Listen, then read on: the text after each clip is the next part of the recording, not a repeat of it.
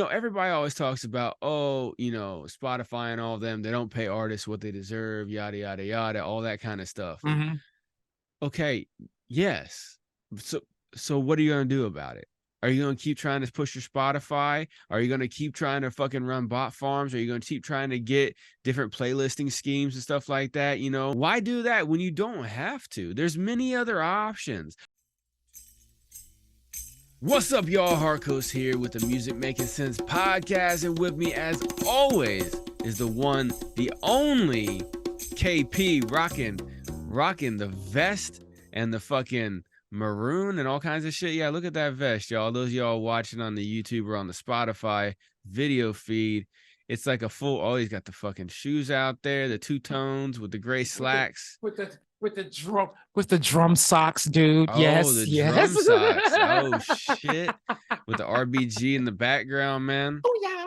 Yeah, I saw that when we just did our little pre-thing or whatever earlier, and all of a sudden I just started having fucking Dead Prez going through my fucking head. Every time I see an RBG flag, man, I just think of them being like RBGs. And like just like hell yeah and down and all those 50 in the clip is a crazy track too, man. 50 in the clip, because like I remember whenever I first heard that or whatever, one of my buddies, he was always trying to do 50 in the clip on the knuckles. You ever try to do fucking 50 at that cadence that they do in that? Yeah, that's madness. They're like 50, 49, 48, 47, 40, it's like fucking mad crazy, man. Like you try to do that shit, by the time you hit fucking like 20 or like 30 to 25, you're just like, oh. So if those guys can do that to that cadence, man, fucking knuckle push-ups that fast, just boom, boom, boom, boom, boom, that's jacked. And we were in the army when we were trying to do that shit. We were getting winded by the time,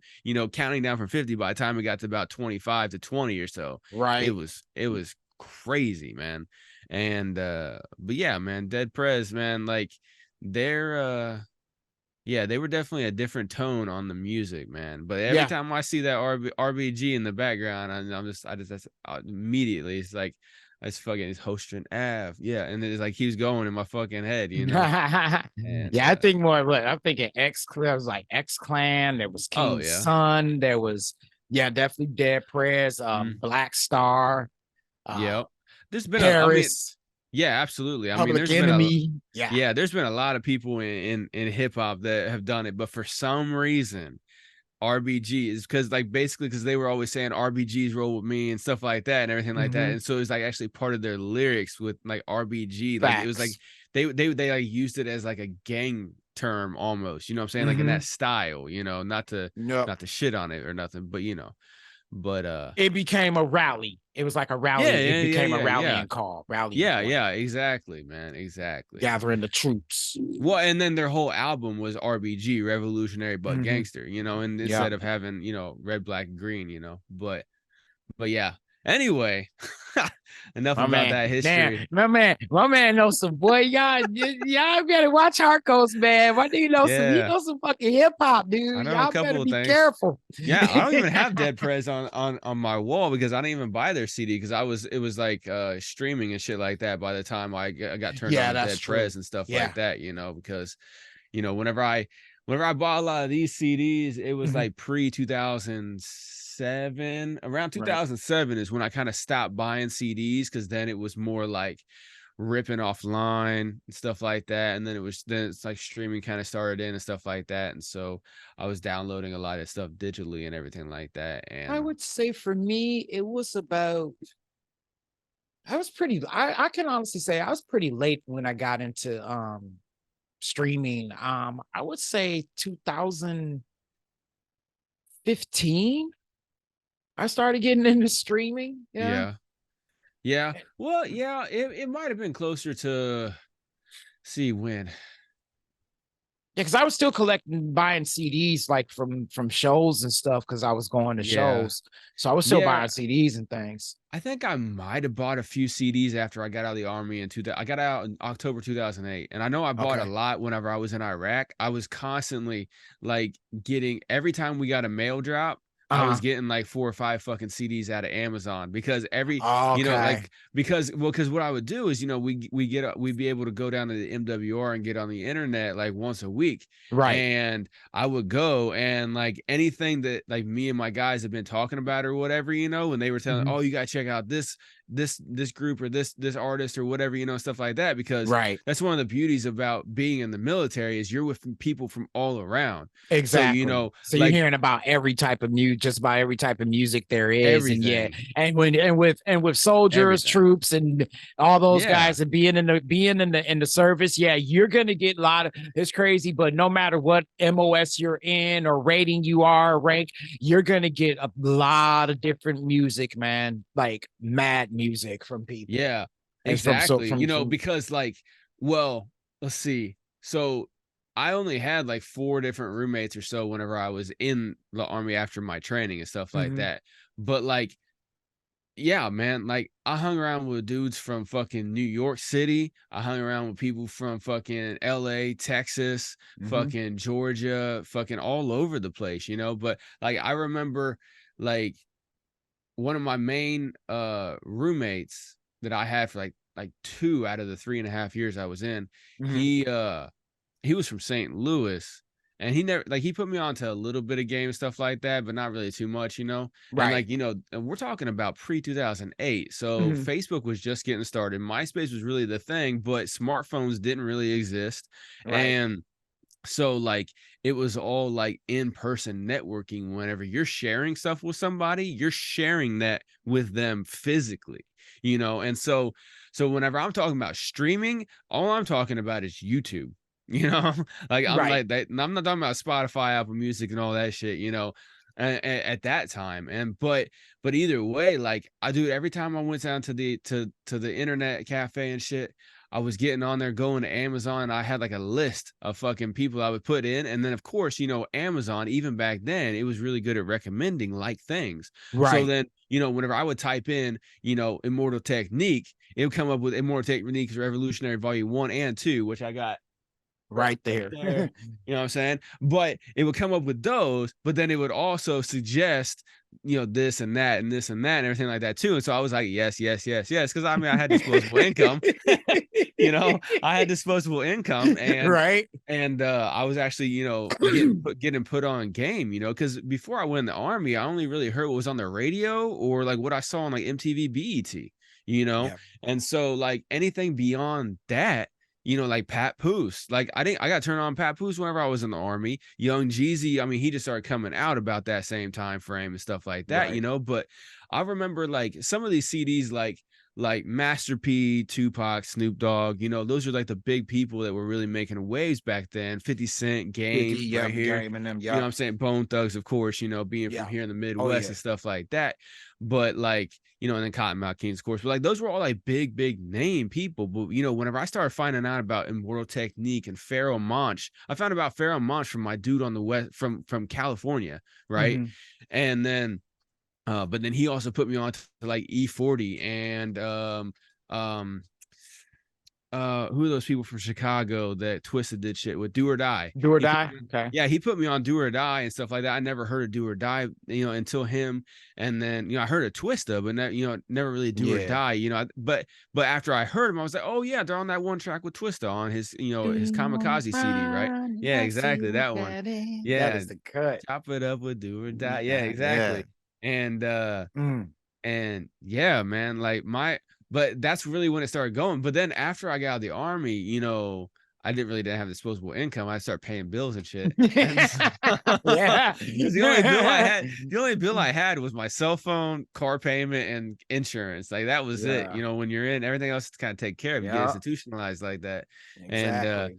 so yeah, so like everything else. So then I was using fucking LimeWire and fucking downloading shit. And then I went to fucking, it went from there. But then whenever streaming stuff actually did start becoming a thing, then I stopped burning my own CDs and stuff, because I would actually just like download a full album from somebody, find what songs I liked, and then burn those onto a fucking CD and stuff. And I even had like an iPod. Like it wasn't even a Nano. Oh It was like a yeah, Gen just a 2. Gen 2. Yeah, it's like a Gen 2, like the big brick and stuff. And it Yeah. just died, you know, and Mhm. stuff like that. But I mean, I had it hooked up to my fucking my stereo in my car, you Mhm. know, and then of course I would be able to unplug it and then plug my headphones in and stuff like that when I go to the gym or whatever, you know.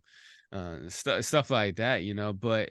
Uh but yeah, I mean, you know, that like getting music nowadays is so it's almost overwhelming, Mhm. you know, I was just because about to ask that question too. yeah, I mean, it is because I mean, you know, if you think about it, there's pros and cons with everything in life. Right. But, you know, before, whenever it was tapes and CDs, right? Mhm. You only got what you saw in the record store, or if somebody was slanging it, you know, like Nelly did for 4 years, slinging country grammar out the back of his trunk at fucking gas stations for 4 years. Too For Short did those, the same thing. He did. He exactly. was since he But was for a those of y'all kid. who, yeah, but for those of y'all who don't know, Country Grammar, the Country Grammar album, Mhm. hot shit and everything like that, that took 4 years to break Yeah. nationwide. Yeah. 4 years. 4 years, He was man. pushing the same album. So, like, you know how a lot of artists and stuff like that, they'll always be like, oh man, that's my old shit. I put that out 6 months ago or a year ago, whatever. I'm on my new shit now. I'm When like, only four people have ever listened to that song, like well, there's that too. Even if 400 people listen to it, Nelly was pushing country grammar. Yes, it was a different time. Yes, there was, you know, not as much choice back then because, mhm. you know, every hour they were playing the same 20 songs on the local radio station, you know, but like still, it took 4 years of grind to get one album going. And then once that got going, he was good. Yep. Good. So good, man. That motherfucker's still good, you Mhm. know? I mean, and Because you then know, he we kept putting out, but then he kept following it up. He followed it up yeah, he did. with Yeah, he definitely. hits. Yep. Yeah, he followed it up, and then he went into movies and diversified and stuff like that as well Mhm. too. You know, but he, yeah, I mean, like a lot of artists had to take that long grind. You know, and I mean, but you know, like I was saying, the pros and the cons from back then is, you know, all the stuff was really, really catered, you know. It was Yeah. curated by BET, MTV, local radio stations. Even when Sirius XM popped off and stuff like that, it was still curated, you know. It was Mhm. all pay to play. People talk shit about payola, but it's always been a thing. Satellite It radio is still is a still thing. curated. Yeah, Oh yeah. it's still curated like a Oh mug. yeah. Oh ow yeah, definitely always is, you know. Mhm. And that's the thing is that, you know, even back then, right now, it doesn't matter, man. Like there's always curation, but you know, people still broke out back then, and it was harder to get out, harder to reach people, and more expensive to reach people back then. Nowadays it's easier and cheaper, so yeah, that increases the amount of people that are going to be trying to do the same thing you are, but you can still do it. You know, you can still get out, you know. And to speak of streaming, like Mhm. you don't have to rely on streaming. I mean, we recommend that you don't rely on streaming, you know, because you know there's the whole, I is used this to. I used to think. right? I used to rely, and I rely, and I'll explain that in a bit. Well, Mhm. what I mean by that. But yeah, go ahead, boss. Yeah, but Somebody yeah, I gonna have to mean, tell the truth, and he gonna tell it. right, exactly, because like you know, everybody always talks about, oh, you know, Spotify and all of them, they don't pay artists what they deserve, yada yada yada, all that kind of stuff. Mhm. Okay, yes. So so what are you gonna do about it? Are you gonna keep trying to push your Spotify? Are you gonna keep trying to fucking run bot farms? Are you gonna keep trying to get different playlisting schemes and stuff like that? You know, Shout I out to mean, Curtis King on this, but somebody gotta tell the truth, and he gonna tell it.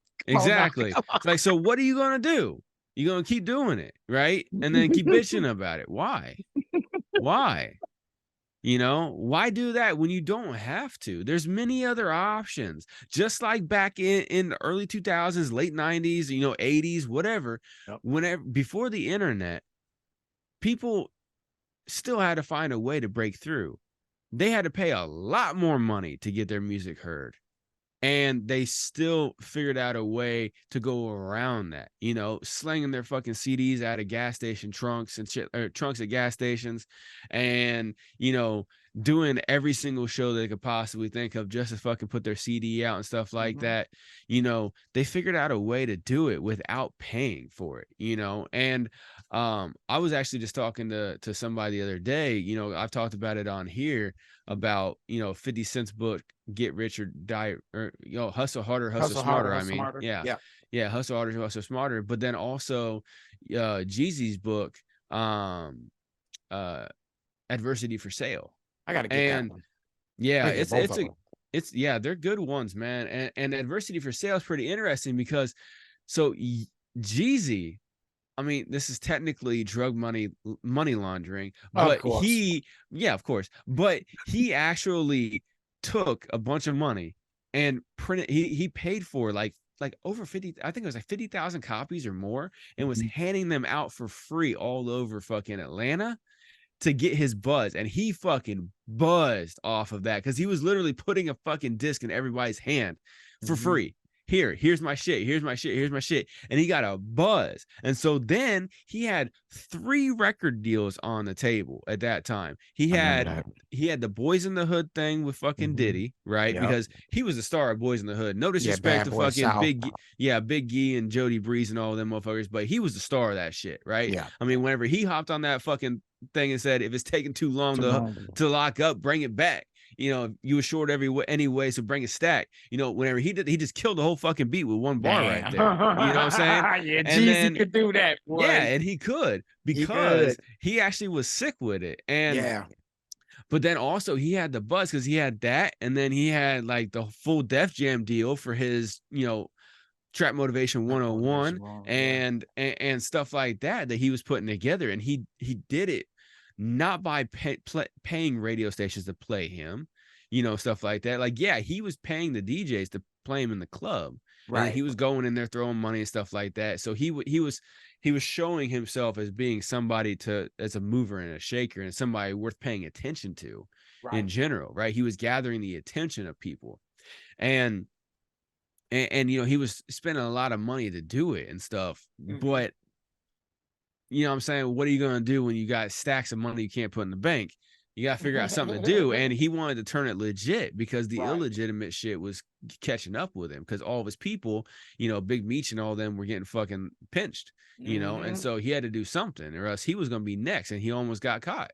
He talks about it in his book and stuff like that, that, he actually, um, he showed up to his, like, he had like a penthouse apartment or whatever in Atlanta or outside of Atlanta or something like that. He Right. showed up to the apartment or whatever, and everybody in the building knew him as Mike and thought he was a baseball player because he actually went by, I can't remember the last name, but there was a baseball player on like some Atlanta minor league or whatever Mhm. named Mike something, right? I can't remember the name. And he Okay. just kind of went by that name, and that's how he was registered at the apartment, stuff like that. So everybody knew him as Mike and thought he was a baseball player and stuff like that. That's how he could afford the fucking place. And so he goes in there or whatever, and like there was like some ruckus going on or whatever, and he Mhm. asked like one of the people that worked there is like, hey, what's going on or whatever, and they're like, Right. oh, the feds are here, like going through the garage and stuff like that because I don't know what's going on though and everything like that. And then he just ended up just walking out the front door and then getting in and just like walking and then getting Yeah. in, like, I think he got in a cab or something like that. Anyway, he just like bailed on his fucking $1 million fucking apartment and everything like that, and like he had multiple cars in the garage, shit like that. But anyway, he spent the money to make himself someone to be paid attention to, and whenever he was putting out his music, people were paying attention because he was putting it in there. And then he took that a lot of money, to Mhm. put out 50,000 albums and hand it out to people for free in order to get his buzz up. And so that's what I always tell people too, is that take that approach. Not exactly, but give your music out for free to as many people that will take it on the internet. Now you can take a lot less money and get it out to way more than 50,000 people and build a hell of a fucking buzz by just giving people shit. And you don't even have to ask anything from them. You can give it out to them with no strings attached. You can give it to them with just an email only. And then now you can do email marketing with them if you wanted to, but you don't even have to do that. But you give people entertainment. You give Yep. them what they want, which is music and entertainment. Yep. And then it will build the buzz. But too many people are like, oh, I'm putting this money in, I need to see my return right now. Okay, go listen to Adversity for Sale. Go listen to Hustle Harder, Hustle Smarter. Those are two motherfuckers who make all the money that they want to right now. Jeezy just got a divorce, so you never know how his money's doing. But they're making all the money they want to right He gonna be now. all right with that one. I'm He too yeah, smart for that shit. But yeah, yeah. I'm sure they he got a was a little prenup because, naive. Yeah, well, he was a she little had naive he was a little naive getting with her. But at the right. end of the day, I think he's gonna be gravy. Yeah, he should be all right. Just I put it mean, out there. Yeah. yeah, she had her own money and stuff too, so I'm sure they got a prenup and shit like that. You Yeah. know, because they both got status and stuff like that. It's Facts. not like she was just some chick that just graduated from college or something, you know. Right. And but no, like those guys get plenty of money, and they had to put in a lot of money to do it. Yeah, they were making somewhat easy money, somewhat fast money off of drugs and shit like that to help fund them, which I don't recommend doing because it'll get you fucking locked up before it'll make you pop. And you'll get And for popped before you US pop. and as black and brown men, we don't need to be putting ourselves in that situation, knowing the details and information behind COINTEL and all these other organizations that are and laws that are trying to put us that are already incarcerating us at mass amounts of numbers. So Yeah, yeah, absolutely. Yeah, you definitely need to watch out for that. I mean, yeah. you know, and then just to throw it out there, you know, a lot of it, especially since 1992, has been because of the 92 crime bill that our current president at the year 2023 ushered in and championed. But Somebody anyway. gonna have to tell the truth, and the boy gonna tell it. Right, yeah, you're right. But y'all know what it is. I Yeah, mean, fuck, a white dude ain't gotta tell you. Fucking a yeah, black dude just told you, and you already right. know it. You know what I'm saying? If you're non-white in America, you should know the fucking deal anyway. But either Exactly. way, you don't have to do that though. No. You can take $100 a week, $100 Yeah. a month. Fuck, you can Now do I it with do. small money.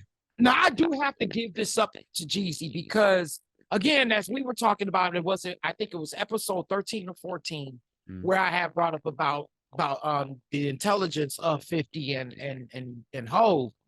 right. Jeezy has that and we also brought up him, but I didn't go in on Jeezy because it was just kind of was a random thought. But since we are talking about with Jeezy's ability to save money is just phenomenal. Let me Yeah. explain. I was listening to him in an interview, and he was saying that when he was on his grind to save money, when he was stacking his bread, right? He was eating McDonald's in portions. Yep. Like I'm talking something as simple as a hamburger, a small order of fries, and a Coke, and maybe an apple pie, like something to treat him, or a Sunday or something like to give himself a treat, right? Right. But the way he did it, the way he broke it down into fractions and as a plan, Yeah. that to me was just so admirable. And again, this is where I say, yes, we know that a lot of we get where the risk of being a street cat and a hustler, yes, you're taking penitentiary chances. We know that. Mm-hmm. But behind that, you gotta think. These guys, again, the intelligence of being able to work an operation like that under the scrutiny of the law, right? You got to think about that, like, and just how they're able to do things in a way where they're able to build their businesses, build their brands, and just Empire. an empire, and just pretty much they've taken entrepreneurship to a totally different level that Warren Buffett, and Warren Buffett or the Rockefellers, all those guys, none of them could ever.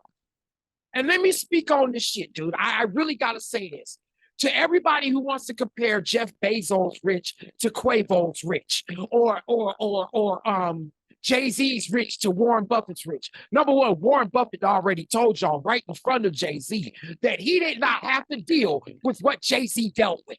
Nope. And anybody that looks like me did not have to, that Warren Buffett straight up said he didn't have to deal with that. No. So that tells you right there, when you look at the way entrepreneurship is done from that level, you're talking about you're talking about being able to get it out of the mud. Yep. You and everybody else who's out here thinking that we can't do that. Now, granted, I know, shout out Alicia Astagio Cortez, Senator Alicia Astagio Cortez, or is your House of Representatives, but AOC said that, or AOC straight up said that the one thing about becoming a billionaire is that you don't make a billion, you take a billion. Yeah. Right. And in so many cases for us as Black people and brown Black and brown people who do become hierarchies and who become known hierarchies within the business world. Look, you know that's what you have to do. And when you listen to a guy like Jeezy and Jay-Z, and when you listen to a guy like Hove and 50 and those guys, when you listen to them, yo, take heed out. And this is also to you white dudes, to you white brothers and sisters who are in hip hop as well. Take heed to what they're doing. Yep. Because even for you, Warren Buffett could not ever teach you the way that he does, the way that Jay-Z does. Mm-hmm. Because the one thing that you're going to be pointed out is this. And Lyndon B. Johnson said this best. If you're pouring white, you're going to empty your pockets for another rich white man in order to show that you're better than the rich Black man. You're going to have to. Because guys like Colin Cowherd, he even said this on his talk show. He's not respecting the rich white kids. He didn't say it in those words, but he said it in a way where if you got the inheritance and you living in the neighborhood and you got your own crib there, you're 24 years old, he's not going to respect you more than he would with LeBron. Or even a young Ja, or even a young Ja Morant, even though Ja getting in some shit that he shouldn't be getting into. But guess what? He's young and ignorant, though. Yeah, he's young, getting caught up in that dumb shit. Right. But needless to say, he's gonna respect that grind there than he is the kid that's gonna get inheritance. So for all you white artists who are out there on the grind, out there getting it like that, hey, learn from the predecessors who you are trying to become. You're trying to become a Jay-Z. You're trying to become an Eminem. You're trying to become a Dr. Dre. Yes, you are. So therefore, learn what they're doing. Right. And that's how you can stock your bread too. But yeah, man, you definitely gotta look at the other people who've already done it, and if you got adversity stacked against you on top of it, then yeah, you absolutely gotta fucking grind like a motherfucker. And what you were saying about Jeezy, like he talks about that in his book too, man. You gotta check it out. I'm definitely going to. Yeah, you got to, man, because in his book, like he talks about how he was just like sleeping in the fucking studio like for weeks on end and stuff like that, and never left, and like all kinds of stuff, and like he talked about growing up as a kid, he didn't talk much and everybody thought he was slow.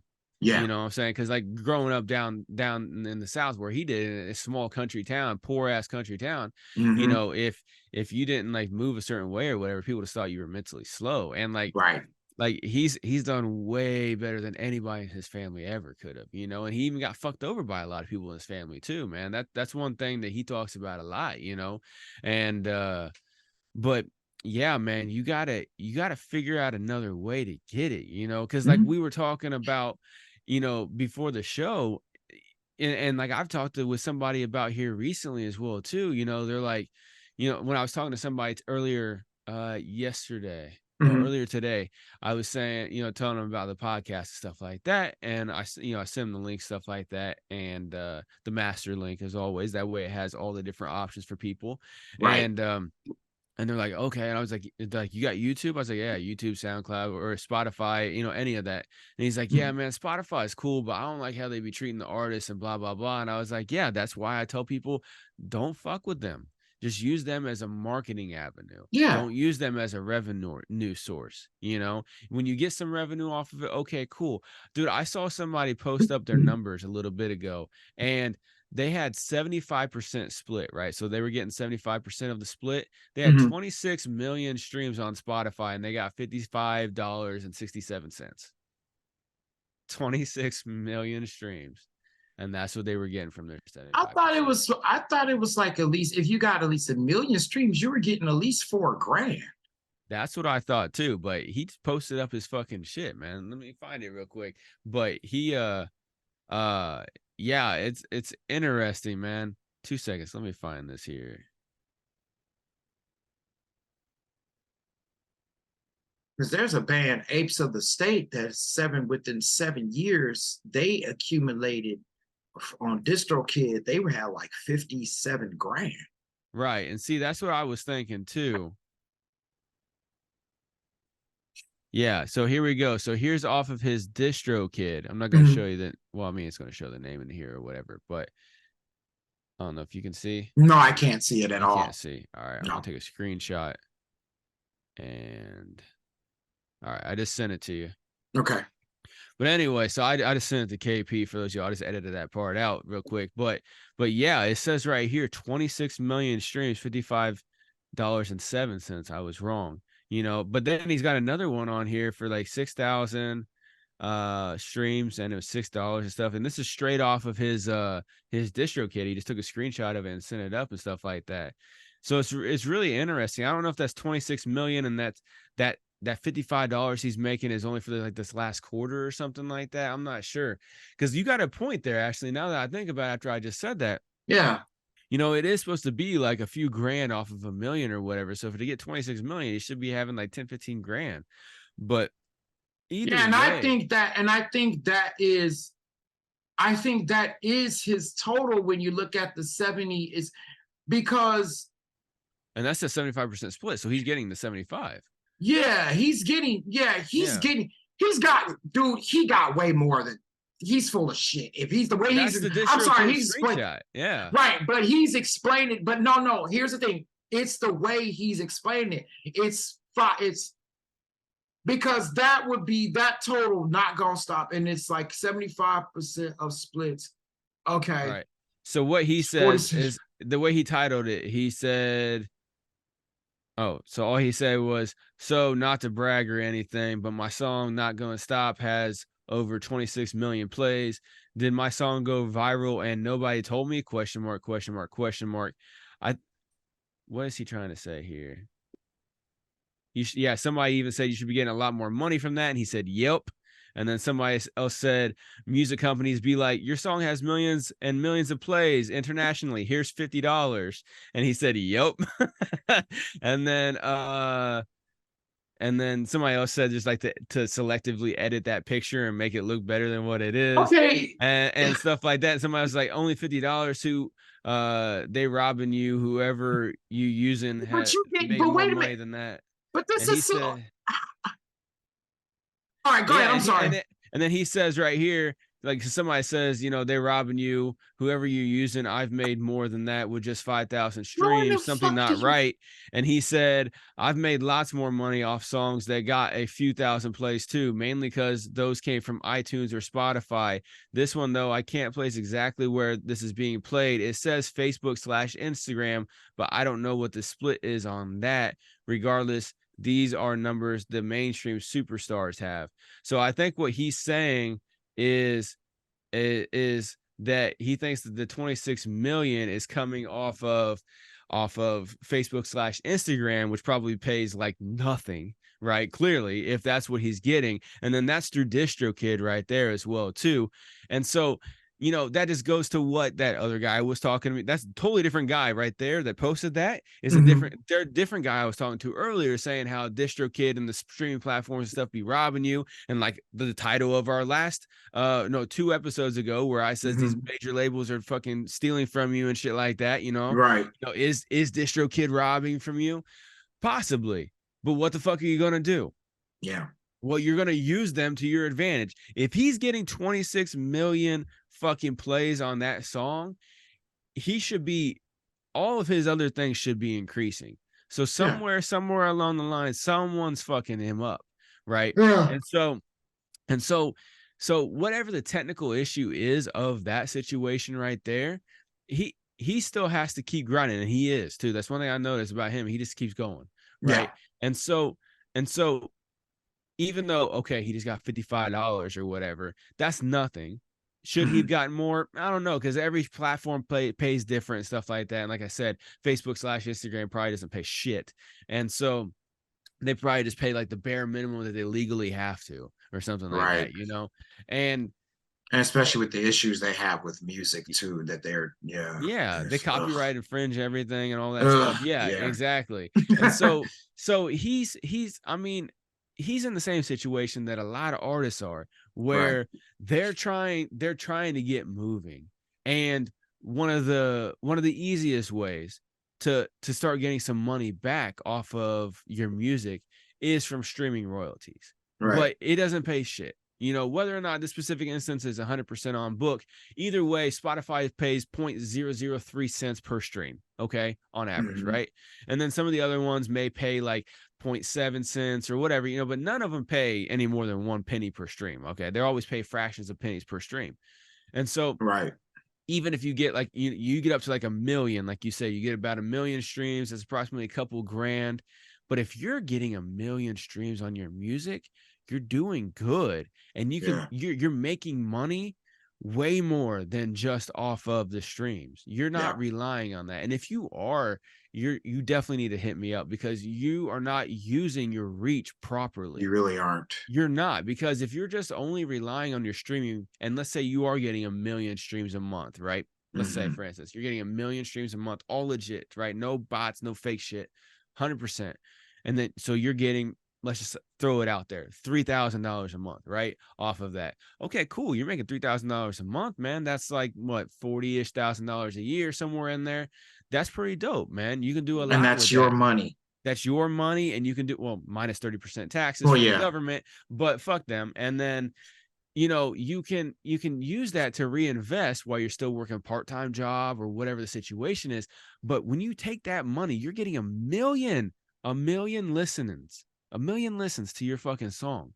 That's, let's just say that's only 1 stream per person, right? It's probably not. Obviously, you're going to have some people that listen to it 25 times in a month. Some people listen to it 1, all that shit.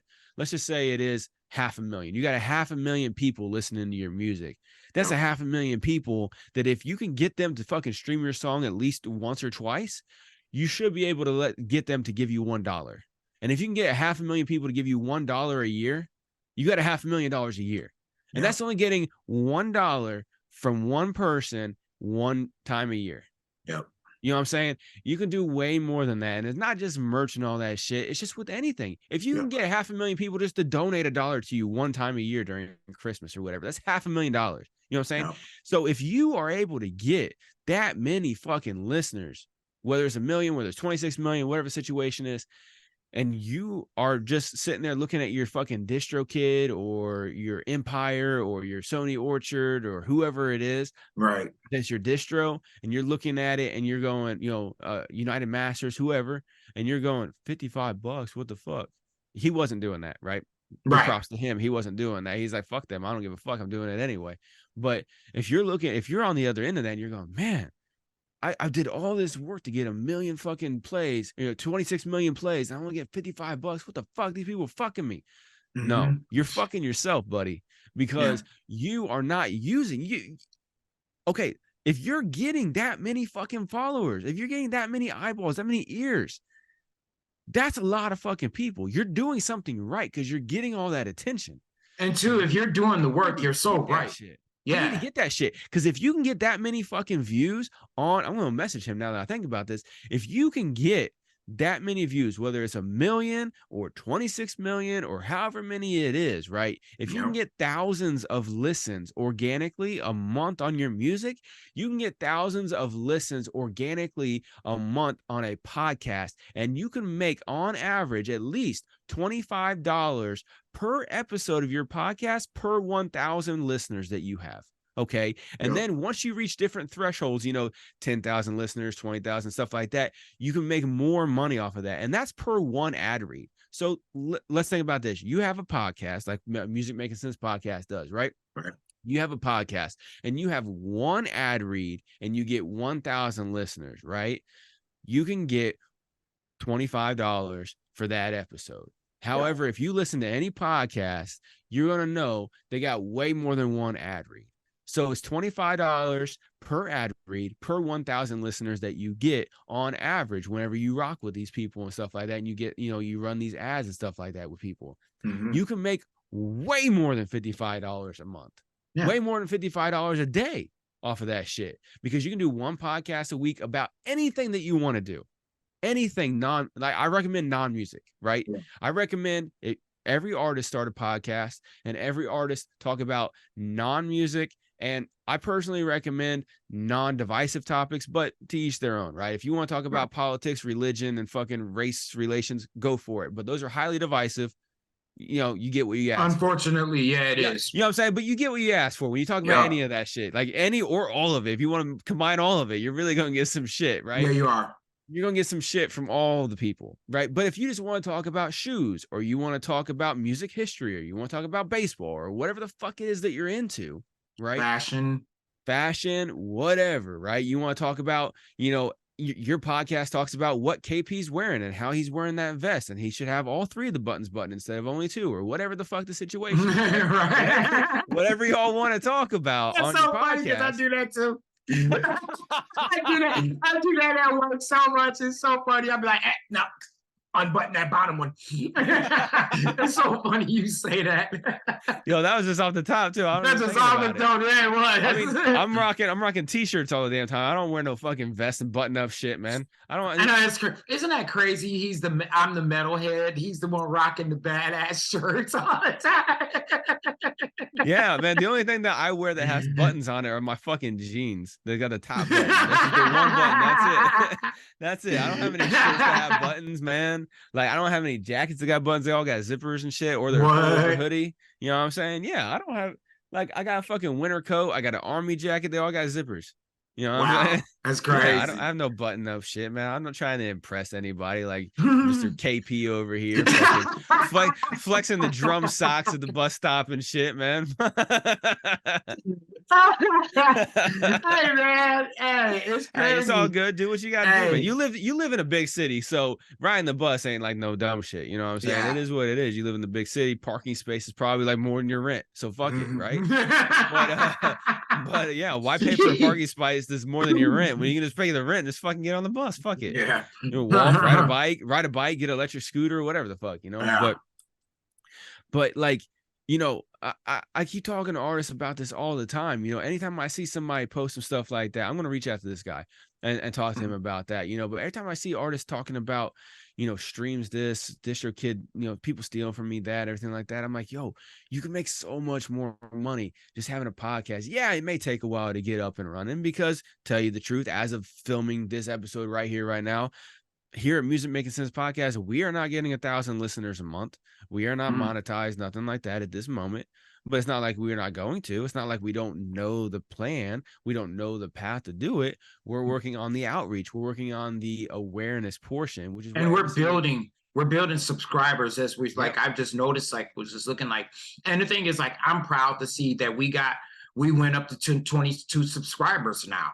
And the thing is that we're going to keep building because we got a lot of material. We got a lot of content to cover. Right. Yeah. So with that, you guys are going to there's definitely going to be an increase of subscribership and followers and listeners for us because of what we're doing. So that's why, like, for you guys, just to piggyback on what Hark's saying, y'all, is that when you look at the way when you're doing a podcast, you can see how, if you have someone to engage with, or if you're just one of those people who are solo and you can just really engage within your own realm around with people out there who you are assuming that are watching, you can see how much of a difference you can make by being able to communicate these things, communicating stuff that a lot of people don't talk about, or things that you feel like that you're great, that you love talking about, or that you love talking about. right? So that's one of the beautiful things about having a podcast, is being able to get out here and discuss topics that a lot of people don't talk about, or things that you really want to talk about that you see that are trending.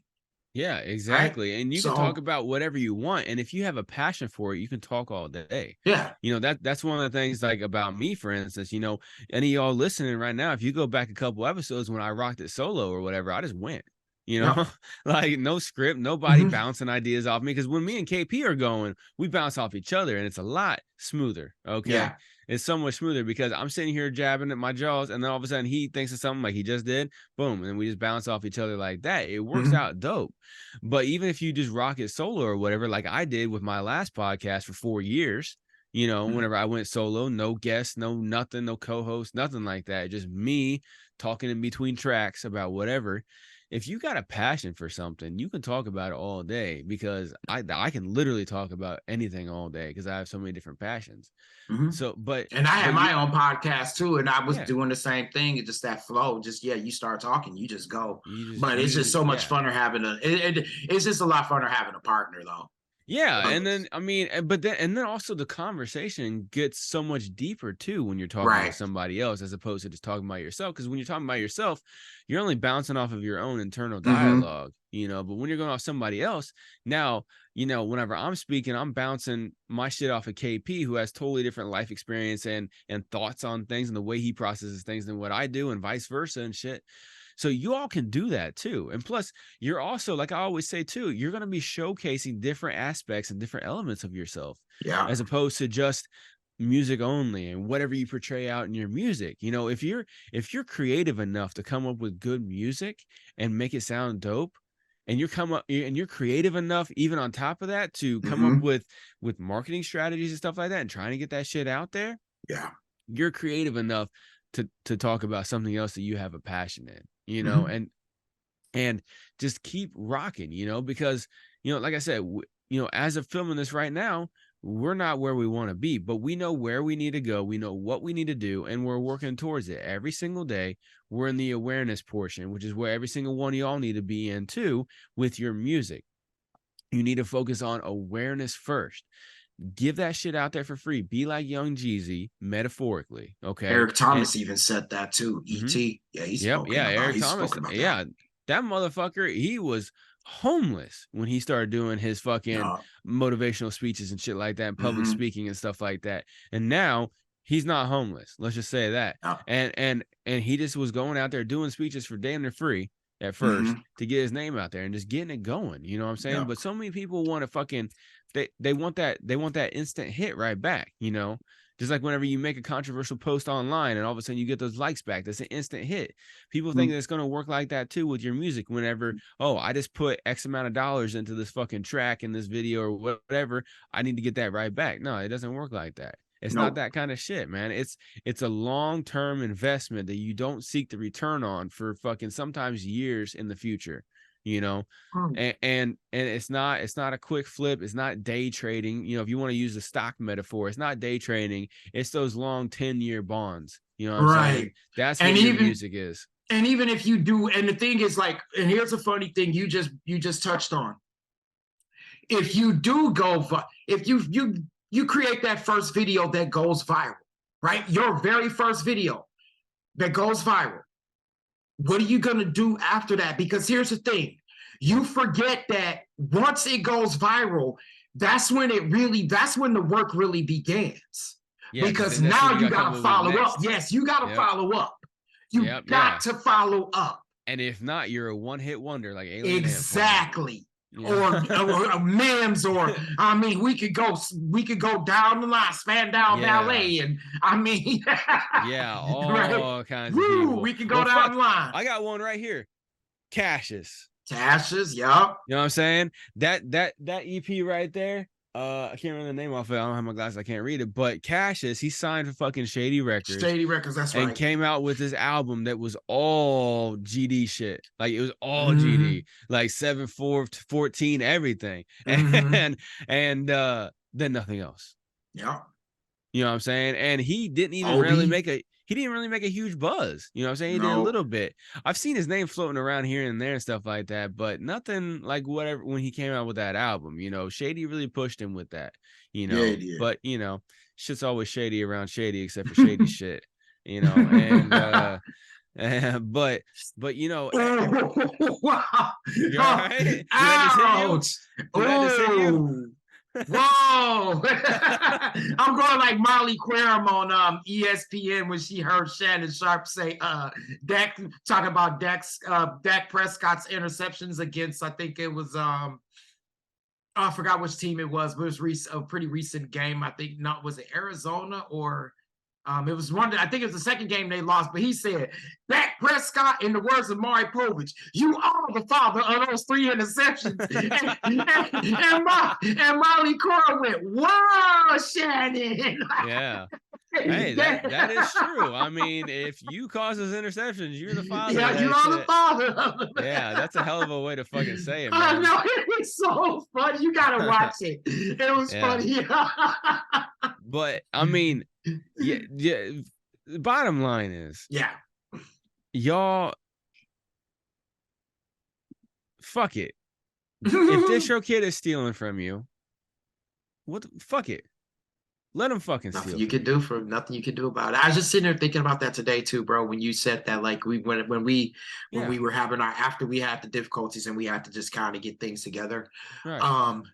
Dude, it was so weird you say that, because I was sitting there thinking about that, like, man, okay, what are you going to do about it? Like, because I was even thinking in my about when I put out Sonic Chaos, right? Right. And when I really put in the work of promoting it organically, I was really proud of the fact that at the end of the year, when Spotify came up and did the little showcases of it and stuff like that, the year review and stuff, I was so happy that it was like 4,000. I made like $26 off of it, right? But it was like, the thing was that for me was, yes, I was fucking proud of that, because this is the type of music that you just don't, I'm not expecting to get the numbers that Harkos could possibly get if he really promoted his music. Why? Because you're a rap artist, right? Right. Yeah. But for me going into free jazz, noise, and extreme metal making that a hybrid, and to be able to push it to where it's 4,000 people listening. Yeah, that's eclectic. Good. That is. Yeah. Right. And it was just like, and I realized, I was like, dude, that's why I don't complain about the numbers now, because it's like, look, if I'm not putting the effort into it, then that's the result I'm gonna get. Yeah. And you know what? I'll say it right now. So one of the voices in my head that always starts speaking whenever I get up here on the podcast and saying stuff, or whenever I'm chopping up clips, or whenever I'm trying to reach out to artists and tell them, you know, tips and tricks on what they should do to help get their career going. One of the demons that always speaks in the back of my head is, yo, Harkos, you ain't doing that. And I have that demon in the back of my head that's always speaking up, because I just anticipate other people saying that to me. Oh, well, if you know what you're doing so well, why don't you do it for yourself? And you know, I always tell myself and tell the theoretical person that says that to me, which nobody has yet, but the theoretical person in my head that says that to me, well, if you know what the fuck to do, why haven't you done it for yourself? Why aren't you making all kinds of money off your own music, blah, blah, blah, blah, blah. And I sit there and say, because for years, my main focus has been trying to help other artists. Right. That's why I do free features. I don't ask for shit. They give me splits. Okay, cool. Give me splits. I don't give a fuck. I'm not asking for any money up front, nothing like that. I mean, fuck, man. I work with an artist in the UK named K Souls, right? And we got 2 different fucking tracks that we put out this year, and I edited and put together the music video for free for the thing, and sent in my shit and everything like that just to work with him. Right. But here's the thing. But here's the kicker, though, too. You have made money. I even say, okay, I made $26 from doing that promotion because I was really pushing the Spotify and the streaming platform at the moment, because I wanted to just get the music out there publicly, knowing that people would listen. I would have a greater chance of people listening to it on Spotify or online, right? So the thing is this: you have made money. Here, you just need now. It's like, okay, you know what to do. That's the difference. It's an experiment. See, what we do as music marketers is our main job when we're coming on here to the podcast is not to sit here and just brag about how much we've made and what you know what I'm saying, and show y'all these numbers and things like that, right? We are going to get to show you guys numbers. We are, once we start really getting things established, right? Right. But the thing is, and when I say established means like we start seeing a steady flow of income for us to where like once we start doing ads for the podcast, we're going to be able to show you guys on the whiteboard how how much money we put into the ad, how we got the clicks per rates, all those things, how we were able to utilize content around the ad in order to push it, how we're using how we using our affiliate marketing commercials to push our podcast as well, and how we're utilizing brand awareness. See, the thing is that we're putting it together as we're speaking as a podcast, but as Joe Rogan said, we're doing it now, so shut the fuck up, because number one, we are putting, that's not you, but I'm just saying that we're doing it now because when you look at what we're doing, we're growing. I was said we've already grown about, I think, 5 to 7, at least 5 to 7 subscribers within a week, right? Yeah. Well, and see the thing is that, you know, when I started making music back in the early 2000s, I wanted to make it because I want to make music because I enjoy it. I've always been about that. I like music. I want to make music. I enjoy it. And yes, I would love to make enough money to live comfortably off of it. And the thing is that whenever in 2017, whenever I started my radio show style podcast called Hip Hop Hour, the whole podcast premise was me playing and showcasing other artists' music and trying to help promote them. And I did it for free. I didn't charge them a single fucking thing. And for 4 years, I had a podcast where I went 1 or 2 and sometimes 3 times a week with hour-long podcasts that I put out on all the streaming platforms that I paid for, the $20 a month to get it up on all the platforms. I did all the video editing. I took those tons of hours learning off of YouTube how to fucking edit video just to put it out for a podcast. And I've, you know, since then I started making my own music again and stuff like that because I love it. And I started doing it and everything like that, mainly for me. But throughout the whole thing, I was like, I was always learning. I still always am learning. Okay, if I want to make money off of this, how do I do it? And I learn how to do it. And then I'm like, okay, if I want to do this. So I've learned how to do all the stuff. I've tested and played around with some of the stuff as well too. However, in order for me to have the lifestyle to where I can put in on myself, I need to first help other people and show them the value of the knowledge that I have and help them grow to where they are in that position first. Because in order to help yourself, you have to help others. And if you can help others, if you can solve a problem for somebody else and you can show them the value in you, and then they give you the monetary value for your time, your knowledge, and your expertise, then, and I'm able to help them. I'll feel so much better helping 100 people a month for $50 a month or whatever the situation is. I'll feel so much better doing that than I would, you know, and making $5,000 off of that a month than I would making $5,000 a month off me. Right. You know what I'm saying? And music can be so selfish like that, especially if you're a solo artist. yeah, it definitely can. But see, at the same time, I mean, that's what it is. If you want to Mhm. make it in music and you want to make money off your music enough to live, you need to be slanging your music. You need to be the number one promoter of your music, the number one promoter of your brand, the number one promoter of everything you in the world. Right. Yeah. And you need to grow your you to a point to where people are giving you money for your you. Right. If you don't wear a suit, you need to be a suit. Like, you know what I'm saying? In your mind, you need to become that suit. Yeah, exactly. But for me, that just doesn't sit right for me. Right. Yeah, I grew up an only child. Yeah, I don't play well with others. That's very, very high tendencies of a selfish person. Right.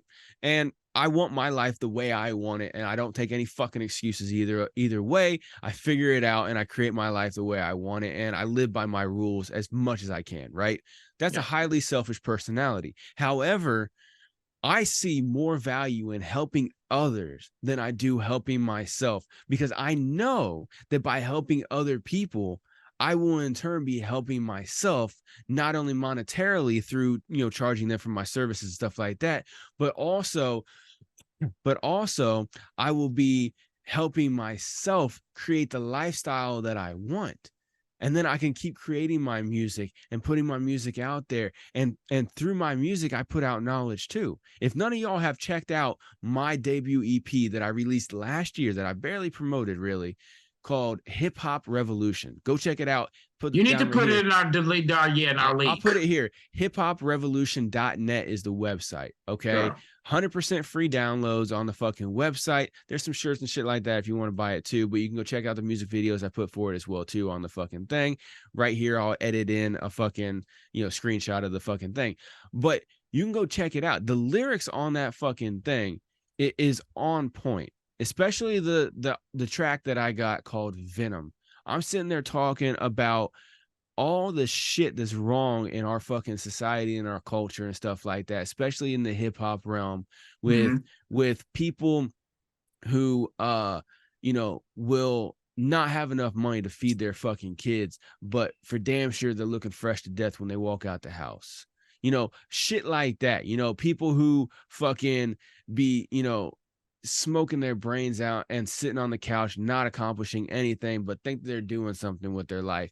People who fucking, slang a couple $100 worth of drugs in a fucking month, thinking they're big time and shit like that.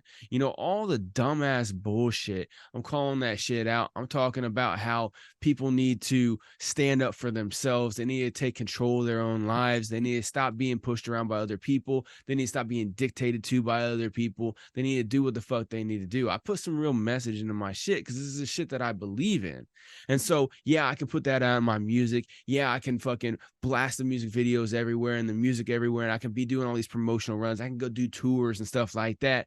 But how much is that really going to change people? People enjoying my music, yeah, that's going to touch a few people and change a few people.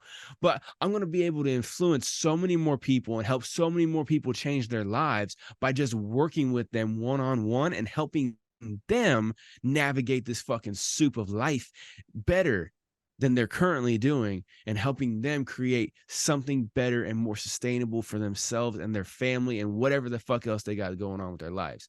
So anytime I have that demon in the back of my head sitting there saying, anytime I'm reaching out to somebody, I'm just waiting on somebody to say, oh, well, your numbers ain't shit. Why would I fucking pay you to get my numbers up when you can't even get your own numbers up? I never heard that from somebody yet, but I hear that in my own head, right? Because I'm my own worst enemy. And I sit there and say, holla at me for 30 minutes on a fucking call. Yeah. There you go. And then let's see what's going on. Check out one of the music video reviews I've already fucking done. Listen to one of the fucking 16 episodes as of this one of Music Making Sense podcast, where me and KP have been dropping fucking knowledge 100% for free for y'all. Straight, you know what I'm saying? Gems. Okay. And then tell me why you should not pay me $100 a month for 4 consultation calls, 30 minutes a piece, for me to help you guide your creative consultation. And here's another kicker, guys. This man and I and myself, we have invested thousands of dollars into learning this very skill that we've learned that we're and not to mention all the time and the like, time. Like I just said, I mean, you already, but here's the thing, you already mentioned the time. I don't think you, truthfully, throughout you have not stressed the money that we have put into this shit. Because we have, because I put way more time in than I put no, money. I did. No, I agree. That's one thing that I've always had. Even though I don't have a lot of time, I always have more time than money. Right. And so even though I've thrown, a few grand here and there over the last few years on stuff, mostly through payment plans, just let me be real. But just because I've thrown it out there. Most people won't do that. But here's the thing, most people won't even do that. Exactly. Won't even do that. But all the hours, just like I said in the last episode, I fucking fell asleep while editing the last episode in my chair in my office. This one right here, I'm sitting in right here. I fell asleep. And that's not a comfortable looking chair. That's not one of those not one of those fucking gaming chairs. No, it's like I'm gonna get one though, but it's just a standard office chair that the seats wore out, and I got another cushion on top of.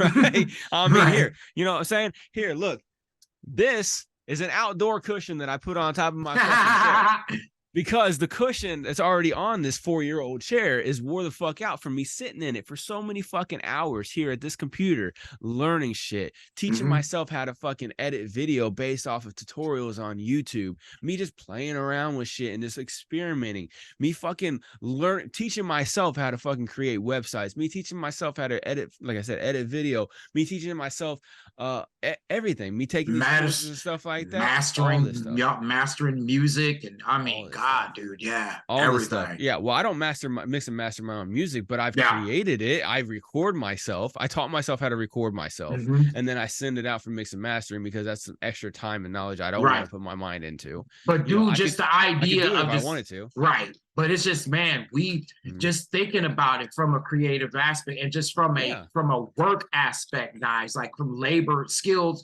trade skills, and labor aspect, dude. This is a lot of work. Yeah, absolutely. A lot of work. And so you can skip past all of that work doing it yourself if you want to, but you're gonna have to pay somebody to fucking do it. And just because I'm not putting it into work in my personal music, well, look at what I've done. I've shifted my content and my time that I do spend on content creation and editing and everything like that from my personal music to music making podcast. Yeah. You know what I'm saying? I'm doing the one episode a week. I'm doing a music video or a music review a couple times a week on average. I'm editing the videos for that shit, shooting the videos for that shit, doing the promotion. I've been reaching out to people with other podcasts and been starting to do some networking on trying to get, them on here, us on there, stuff like that. Try to do cross promotion. I've been reaching out to other artists and producers, and especially producers. One thing I've been doing here lately is reaching out to other producers and being like, hey, hey, how's it going? Blah, blah, blah. And I show general interest in their stuff, right? I see their stuff come across my feed and I talk to them. I ask them some questions or whatever. And I'm like, hey, just want to let you know, like, I'm not trying to sell you shit, but you should go check out this music marketing review I did for this other producer.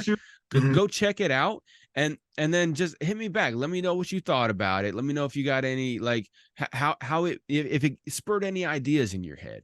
You know what I'm saying? And I've sent it to a couple of people, and both of them came back to me. Yo, dude, man, there's some stuff in there I never even thought of. Yo, man, that's some fucking solid shit right there. That's dope right there. I'm going to take and apply some of it myself and everything like that. Like, that's what I do. That's what I want to do. Like, that's what I love, because I just built a relationship with this person. I have a self-interested, point of view in it where I want to eventually bring them on as a client, start getting some income off of them. But if I can just send them the link to the fucking something I've already done and they get value out of that, dude, I've already helped them more than how they've helped me financially. Yeah. Because the YouTube's not monetized. You know what I'm saying? No, I spent not time. Yet, anyway. No, I spent time and effort. I spend, to create the content. I spend the money for Premiere Pro, the whole Adobe suite, to edit the fucking shit.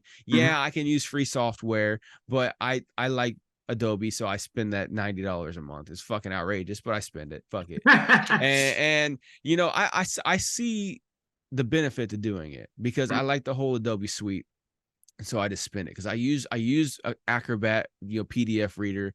I use Photoshop. I use Premiere Pro and After Effects. And yeah, I can use all different other free stuff instead of that, but I got everything all in one place and it's transferable. It's worth it to me.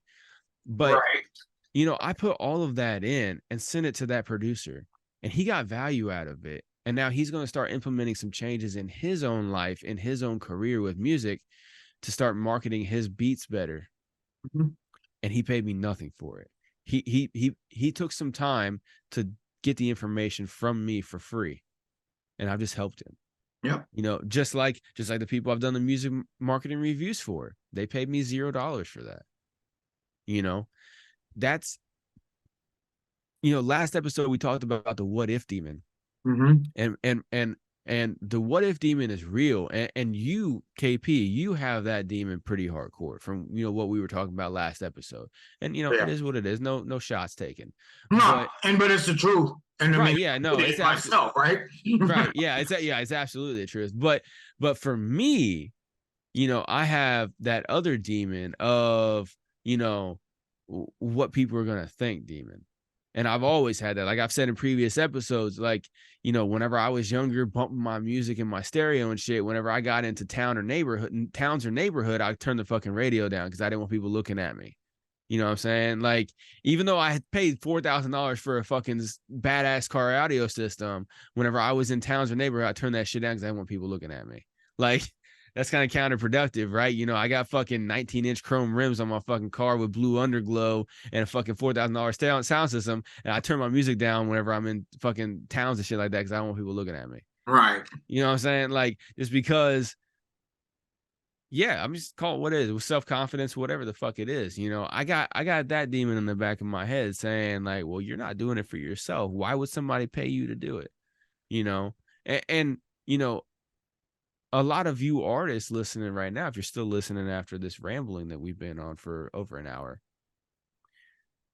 you may be having a lot of these same things going on in your head. You may be sitting there thinking, yeah, I just created this dope track, but why would somebody want to listen to this track versus Drake? Yeah. Or versus 9 Inch Nails? Why would they want to listen to my fucking band's music over 9 Inch Nails? Why would they want to listen to me singing, as a female artist? Why would they want to listen to me singing versus Celine Dion or versus Nicki Minaj or versus Beyonce? Why would they want to do that? Well, it's because you have something different to offer. Hopefully. As long as you're not a cookie cutter imitation, you got something different to offer. And at my current job that I work to make my income, I work with 2 college kids. They're both 19. Yeah. And the other day I was at work and we were all just kind of like shooting the shit, talking or whatever. And they all of a sudden started talking about music or whatever. Right. And I just happened to say something off the top of my head because my kids are 15. Those guys are 19, same generation. Right.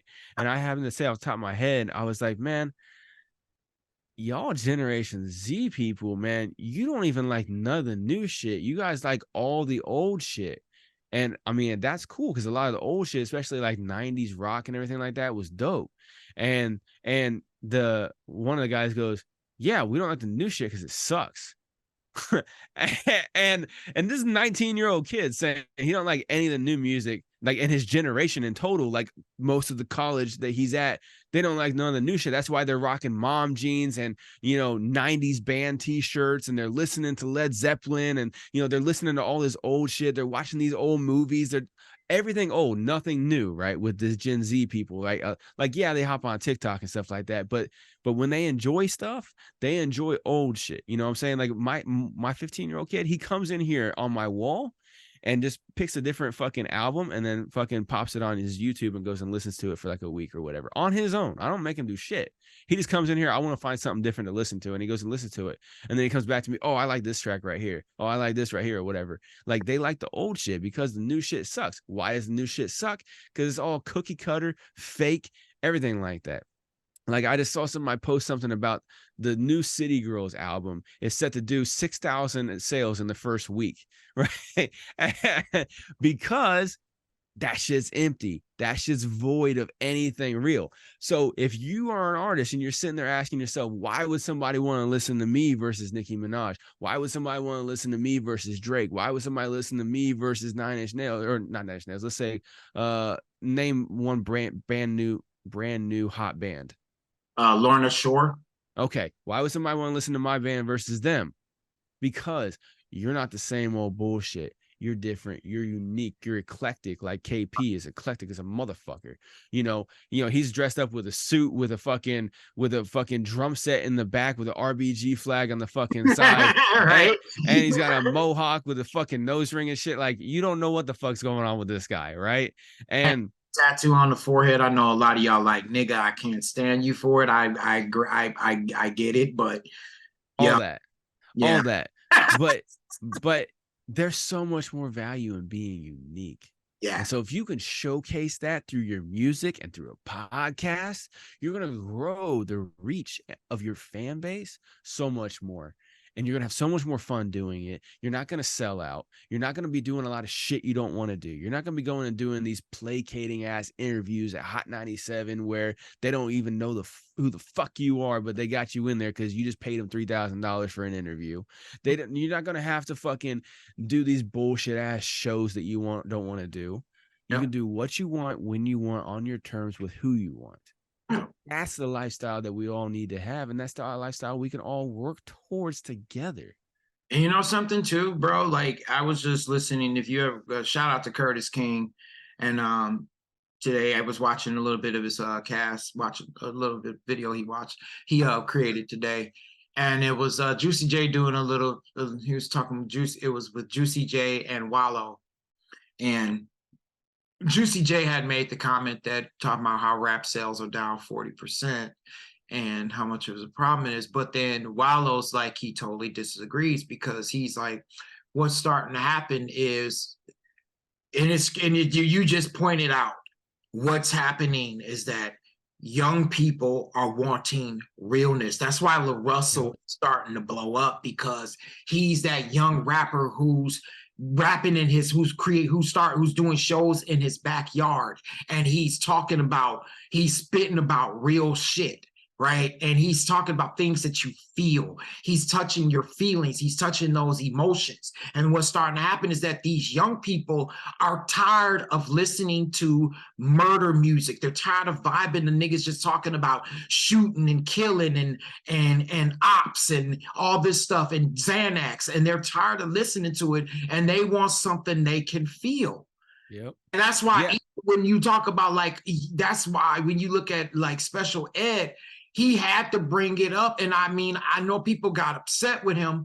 So like Corrupt and Das, they got upset with him. But when he made the statement that NWA was really the catapult or the catalyst to why a lot of rap is where it's today with drill and trap and stuff, because after Cube left, even during the time when Cube was there, yes, they had the songs like a Fuck the Police, but they also had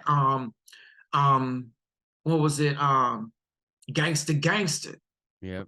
When they talk about it's like, with 6 niggas in the car, you crazy. She got scared, and it was showing. We all said, fuck you, bitch, and kept going. It's like, look, you built that mindset up for, okay, if you don't want to talk to me, then fuck you, bitch. You built that aggression. Yeah. It's an example, but he brought that up. And now what's starting to happen is that also Big Daddy Kane has been talking about how we taught them a lot of things, but now we need to reteach things. And that's what's happening. Our younger audience, our younger people are saying, like, even my daughter's 26 and Pace, my youngest, is 8. They listen to a lot of music that's back in, that's like, early 2000s and back then as well. My youngest sings Nightwish, right? I mean, she's singing this. And you gotta think about it too. Like, you're talking about all this drill and everything like that. Out of Chicago, for instance, you have hundreds and hundreds of fucking drill rappers. And then Mick Jenkins comes out of nowhere telling people to fucking drink water and fucking, be healthy, and fucking, his biggest catchphrase is fucking ginger ale and the champagne flute and stuff like that. And he's talking about real shit. but he's not talking about robbing and killing. He's talking about how that shit's fucked up. Mhm. And he's bigger coming out of Chicago than any of the motherfuckers. Because talking it's like, because about think that about shit. what Kanye did. Think about Common. Think Mhm. about those brothers from Chicago, Twista, right? Yep. They were They're talking about different. something. They're different. That's why with Eminem, like that's why a lot of them, they love him because he's different. Yeah. Right? Yeah. And I mean, even Twista with his track American Gangster off his Category F5 Mhm. album, in that he was talking about, like, it was a big throw up to the city of Chicago. Was You know what I'm so- saying? But he also was talking about, we can come together. We yeah, don't need to be fighting over this shit. You know, all that stuff, which probably not gonna happen. People are tribal motherfuckers. It is what it right. is. That's just yeah. But yeah, I get what you're saying, man. It's like, yeah, that tone was set. But the more people keep seeing all these 3-letter acronyms in front of a word, artists coming out of drill in New York or Chicago or wherever the fuck they're coming out of, they're coming out, they start getting a buzz, and then they get shot because drill is street shit on record to a level that has never been seen before. Like, they will be like, my name is so and so. I just shot so and so yesterday, and if anybody got a problem with it, I'm at this address. And then people pull up at that address because they're listening to his fucking latest track, and then shit's on. You know what I'm saying? So like, it's like you said, it's escalated so much that when people see that, they're not even interested in it no more. They're like, no, get me the fuck away from that. I'm tired of seeing everybody getting shot and dying over dumb shit, because they're not even getting shot and dying over their block's respect or their neighborhood's respect. They're not getting shot over drug money. They're Yep. getting shot over a dumbass fucking bar in a rap track. Yeah. They're getting shot off of a one-line diss that somebody shot at somebody else on social media. You know what I'm saying? Like, it's so petty now. You know what I'm saying? When Tukey and what's his face from the Bloods were going at it and stuff like that, it was about the whole community. You know what I'm saying? That's why they were going at it back then and stuff like that. But at the same time, but here's the thing again, and Special Ed pointed this out. When you really think about it, like I was just listening, like Snoop Dogg was trying to say, oh, Tookie shouldn't be, he shouldn't be treated the way Marilyn Man. He trying to make it like Marilyn Manson was worse than him, but it was like a friend. You mean no, not Marilyn Manson. I mean Charles Manson. I'm sorry. Yeah. But he was saying like, but a friend of mine pointed out, but yeah, Charles Manson didn't do the murder. Right. And he made a point. I'm like, yeah, Tookie straight up murdered somebody. And here's the problem in hip hop, and I have to say this too, is that Tookie was doing a lot more than Manson was doing at the same time. Exactly. But that's what I'm saying. See, I mean, he had a lot bigger reach. Manson just had his little groupies, you know what I'm saying? And there's the whole, with CIA involved. Besides that, he was operating in a small bubble, right? Tookie had a much bigger bubble. Had a much wider, a broader impact, right? And the thing is that I feel like with hip hop, what a lot of my brothers and sisters need to understand in hip hop is that when hip hop became center stage, it was going to take on the world in the way that rock, metal, punk, jazz, hip, R&B, or any other genre was not going to take it. Because you got to think about hip hop when you really think about hip hop, the history of hip hop, yeah, it did start off with mainly black culture, black dudes rapping, but Kool G Rap even said this best, that it was all cultures in New York, because when you look at the way New York was, it was Puerto Ricans, there were Latinos, there were white dudes and being DJs. You had Rick Rubin, who became a huge pioneer in hip hop, right? Yeah. So it's like and that's because he thought different. See, that's the thing, is that Rick Rubin, he got to where he was, not because he was the next Kiss ass, it's because he thought way outside the box, like, fuck a box. Right. Right. And that's the thing, but you also listen to the music. You think about Blondie, how Blondie became part of it with Rapture, how punk even had its aesthetic, and just the way the samples and things like that, the musicians and artists that were being sampled. I mean, artists from all races and cultures were being sampled. So hip hop always had a worldwide appeal. Yeah, and that's exactly what the whole hip hop nation movement was about, where they're recognized as a nation by the UN, where it was all about, hey, you know, hip hop is a global culture, you know, and you see that all the time. I was just talking, like that person I was talking to the day about, you know, all the stuff we mentioned here today. Excuse me, all the stuff we mentioned here today as well too. You know, he does boom bap music, right? He's from New York and shit like that. And I was like, yo, I got a soft spot for that shit, you know? Oh yeah. And I mentioned offhand, I was like, man, the UK goes crazy for fucking boom bap right now. And he's like, yeah, man. He's like, my main producer lives in the UK, right? And he's like, yeah, he said that the US fell off. I said, with boom bap, yeah. And we were talking about the same shit that me and you were just talking about, you know? And that's the thing, is that, you know, people in the UK who have no connection with anything American, right? They just see it from, you know, way over there type of thing.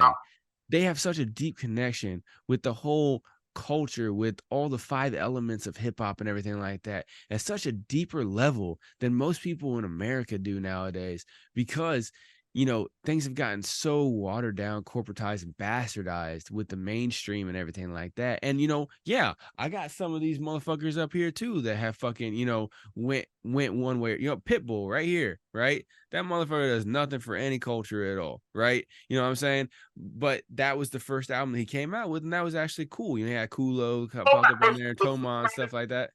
Was that? Deep. Okay, now here's the thing. You're saying that didn't do anything for the culture, but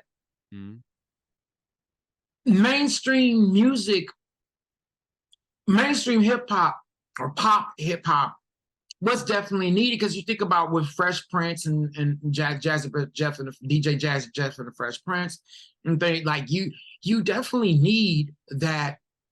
You need that pop and that mainstream type of hip hop, because it keeps it fresh. Right, because then you're able to go into the deeper archives and the subgenres of hip hop as well. So that's what I'm seeing. So what's what back? Yeah, it's coming back. You know, that it's, life is a pendulum and culture is a pendulum. You know what I'm saying? And it always swings, but it goes down the road while it swings. So, you know, things aren't gonna go back to fucking NPCs and actually laying shit down on actual tape, right? But people have like a nostalgia for that. They blend that with the new nowadays. You know what I'm saying? Like one of my producers, Diff Hop, over in the UK, he still uses NPCs, but then he also puts it through a DAW on his fucking computer and everything like that, and then does a lot of work over in there on it and stuff like that. He doesn't just build it straight off the deck, you know? And so there's that mix, the hybridizing of old and new, and leading us down this path. And, you know, like we said, it is getting, things are getting better, but things always have to get bad before they get better. You know, it's just, that's how cycles go. You know what I'm saying? It'll go up and then it'll fall, and then it gotta go back up again and stuff like that. That's just how it is, man. And music's like that, you know. Like a lot of people say that, like, you know, rock has been dead since the 90s. You know what I'm saying? 90s rock was like the pinnacle and stuff like that.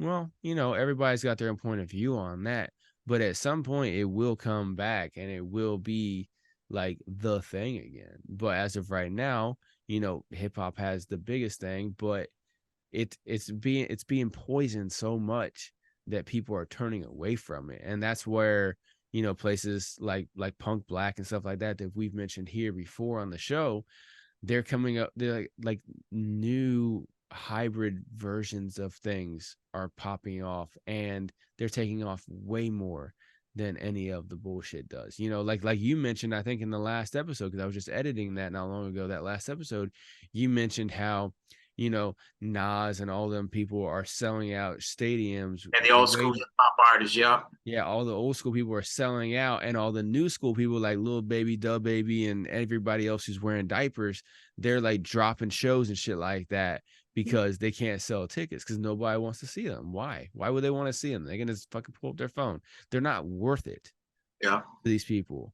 But them going and listening to Nas spit everything from fucking when he started 1980 or whatever, he's still fucking coming out with new music. For him to get up on stage and spit everything in his fucking collection, or fucking, you know, Wu-Tang to be going on stage spitting shit that they ain't put an album out in how many years, you know what I'm saying, like as a collective, you know, stuff like that. Redman is popping off on YouTube right now because he just started just dropping a bunch of fucking shit here lately, stuff like that, and it's going because it not only has the nostalgia value, but it has the raw realness value. Like, yeah, these people are millionaires, but they still bring that raw realness. You know, it's still real. You know, like you were saying with Lil Russell, man. Like people, So people like him because he's real and authentic all the way around. When you see him, he's not wearing 50,000 chains and, you know, holding up fucking stacks of money to his ear and shit like that. He's dressing just clothes. You know what I'm saying? Yeah, you may have some nice clothes here and there, but it's just clothes. You know, it's clean. You know, it's what it is. You know, he's, you know, like you said, he's having shows in his backyard. I mean, he's being real with people. He's being authentic, and people resonate with that, man. Motherfuckers will sign over a check to you if they love you that well enough because of all that shit. He's had to turn down deals. He's had to turn down record deals already because he's like, nah, man. And I mean, and that shows you like, this boy is definitely one of those guys that, man, they want to get a hold of him. Mm-hmm. Yeah. And that's the thing though, too, is, you know, that's kind of like that, the tactic that I say about how people should not perform shows unless they're asked. Yeah. You know, because then only perform with the ones that they want to, because it creates that want. The more you turn these people down off their easy shit, the more they're going to want you. Mm-hmm. And so to create that value add, man. And you don't even have to have a deal nowadays. That's the thing. I saw an artist, he posted something a little bit ago on his Facebook. It said like some guy offered him a contract to manage him or whatever, and you know, I didn't even read the contract. He was like, should I take it or whatever, and I fucking messaged and I put in the comment. Everybody else was saying, oh no, this is fake or whatever. I was like, dude, work with me, I'll help you out. No contracts, no bullshit like that, and I'm not gonna be taking your money reoccurring or nothing like that. I was like, I'll help you out, no problem, dude. Right. Because you don't need to have these fucking contracts and shit like that. Management is nothing. That's just a poaching opportunity. I dipped my toe in trying to be management for people before, and it is so grimy that I ran away. Yeah. You know what I'm saying? Like, I didn't even want to deal with it. I was looking at it, and not to mention the babysitting aspect that a manager has to do for the artist, because a lot of these artists are fucking wildly uncontrolled in their own personal life, just by self-control. But it's just so grimy. It's like I gotta sit and watch these people like a hawk and make sure I'm getting my 20% of everything they're doing, because I'm working with them, whether they made that move or not. And then when they make moves without me, I'm sitting there hitting them up like, why'd you make this move without me? You're not supposed to make any moves without me. I'm supposed to be making the moves for you. That's why I'm your manager, yada, yada. Yo, it's a fucking racket, man. Like I said, I dipped my toe in that, and I was like, yo, fuck this, man. I was like, you want out of your contract? Bye. Because I'm done too. Fuck it. I'm canceling your contract. You go do whatever you want to do. I'm gonna do whatever I want to do. And so that's why I was like, fuck, man. I'll just be freelance fucking people, man. Because if you want me, come holler at me, man. I'll help you out 100%. The same way KP is, man. We don't fuck. I decided that too, like, because I started doing my that artist brand, like music brand, music brand, and development program, coaching program. And I enjoyed it.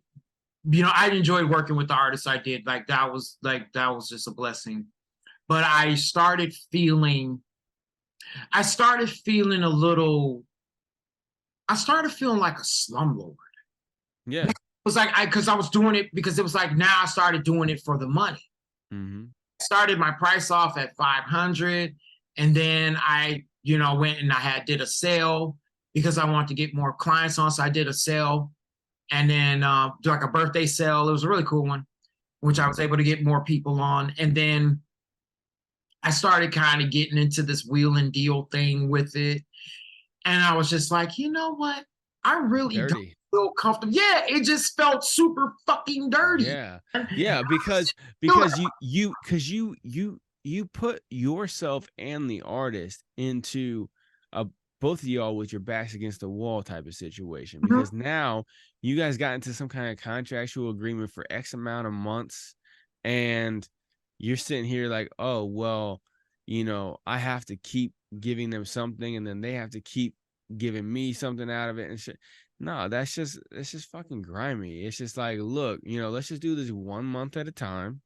You holler at me, we'll help each other out and stuff like that. And and go from there, man, because contracts are bullshit, dude. You don't need a fucking contract for shit nowadays, man. Yeah. Like, what do you need a contract And for? DistroKid? it wasn't That's even a it. contract. Like for us, it wasn't even a contract. It was just the fact of just doing it was just me charging that the amount of money, which like I'm not dissing anybody who does it, right? Like I'm not dissing anybody who start doing a service and making your money off of being a music marketer. That's not what I'm saying. But for me, it was just I was just getting tired of the idea of, well, if I can make it 500, then I can make it more and that sort of thing. I was just really getting tired of it from that perspective. That's The game of it. Yeah, the gamification that of it. part of the game of it.